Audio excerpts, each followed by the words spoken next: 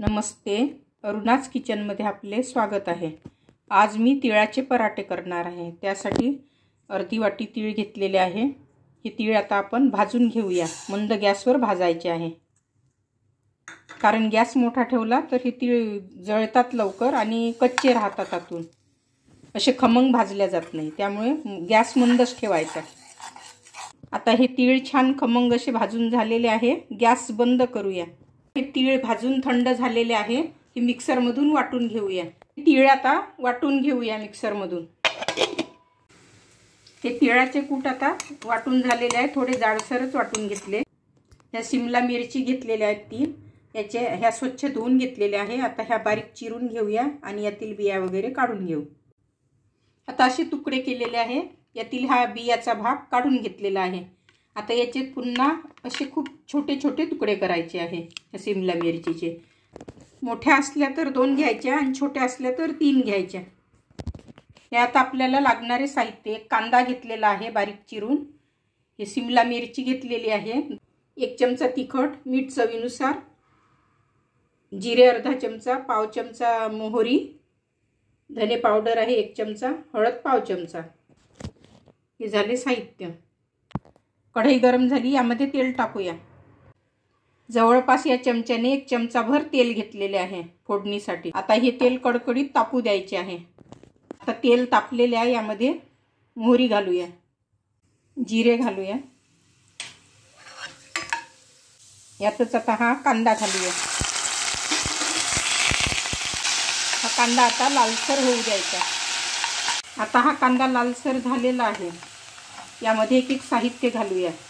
तिखट आहे 1 चमचा, हळद, धने पावडर। आता हे छान परतून घ्यायचे। तिखट जळता कामा नये। आणि यामध्ये आता ही शिमला मिरची घालूया। भाजी छान परतून घ्यायची आणि यामध्ये चवीनुसार मीठ घालूया। अर्धा चमचा लिंबाचा रस घालूया। अर्ध्या लिंबाचा रस आहे हा। लिंबाच्या रसामुळे पराठे चवदार होतात। ही भाजी आता मंद गॅसवर शिजू द्यायची झाकण ठेवून। भाजी आता पूर्ण कोरडी झालेली आहे, एकदम सॉफ्ट अशा झालेल्या। यामध्ये आता हे तिळाचे कूट घालूया। आता हे एकजीव करून घेऊया। आता हे तिळाचे कूट एकजीव झालेले आहे। आता गॅस बंद करूया। यामध्ये आता कोथिंबीर घालू। हे सारण आता थंड होऊ द्यायचे आहे। 2 चमचे तेल गरम करायला ठेवत आहे मोहनासाठी। ही 1 वाटी कणिक घेतलेली आहे। यामध्ये थोडे मीठ घालूया। हे पराठ्याचे आता वरचे कव्हर तयार करणार आहोत आपण। हे तेल घालून घेऊ गरम। गरम तेल घातल्यामुळे पराठे असे खुसखुशीत होतात। आणि हे कोरडे छान मिक्स करून घ्यायचे।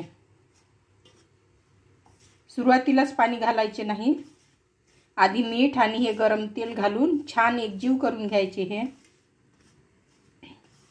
ही कणिक घेतलेली आहे मी गव्हाची। आपल्याला आवडत असेल तर आपण मैदा सुद्धा घेऊ शकता, पण मैद्यापेक्षा कणिक पौष्टिक असते। यामध्ये अगदी थोडे थोडे पाणी घालायचे, जास्त घालायचे नाही एकदम। आता या कणकेचा घट्ट असा गोळा करून घेऊया। ही कणिक आता मळून घेतलेली आहे। जास्त अशी घट्ट पण नाही आणि जास्त सैल पण नाही, अगदी मीडियम अशी भिजवलेली आहे ही। आता ही 10 मिनिट आपण झाकून ठेवूया। आपण पराठे करूया। इकडे तवा गरम करायला ठेवला, तोपर्यंत आता आपण पराठा तयार करूया। हा लिंबा एवढा गोळा घेतलेला आहे। याची आता छान वाटी करून घेऊया। आता हा गोळा लाटून घेतलेला आहे। यामध्ये सारण भरूया।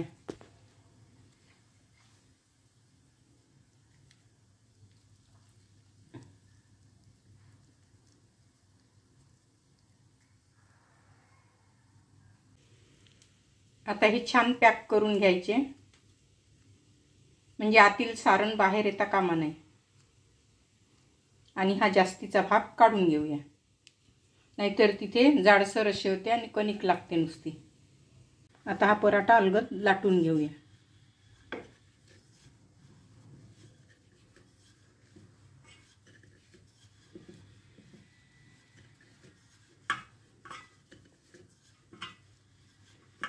थोडा जाडसरच ठेवायचा।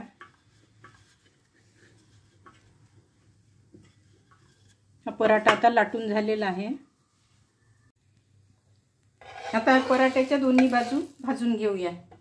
आता ह्या पराठ्याच्या दोन्ही बाजू शेकून झालेल्या आहे। आता तेल सोडूया।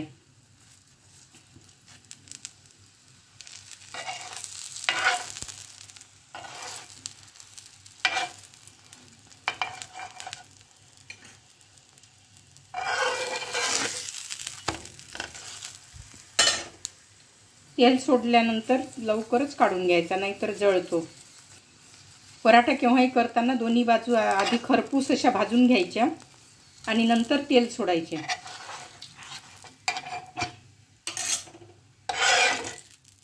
आता हा पराठा झालेला आहे।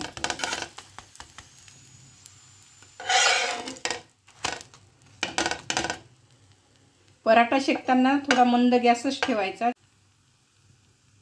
पराठा तव्यावर टाकल्यानंतर मंद गॅसवर छान दोन्ही बाजू शेकून घ्यायच्या आणि नंतर तेल सोडायचे। गॅस मोठा ठेवला तर पराठा चांगला होत नाही, खरपूस असा। आता हा काढून घेऊया। याप्रमाणे सर्व पराठे करून घेऊ। आता हे तिळाचे पराठे खाण्यासाठी तयार आहे। हे टोमॅटो सॉस, दही कशाही सोबत खाऊ शकतो किंवा नुसते सुद्धा छान वाटतात। तर करून बघा आणि कसे वाटले तर आपल्या सूचना कमेंट करून कळवा आणि माझ्या चॅनलला लाईक आणि सबस्क्राईब करायला विसरू नका।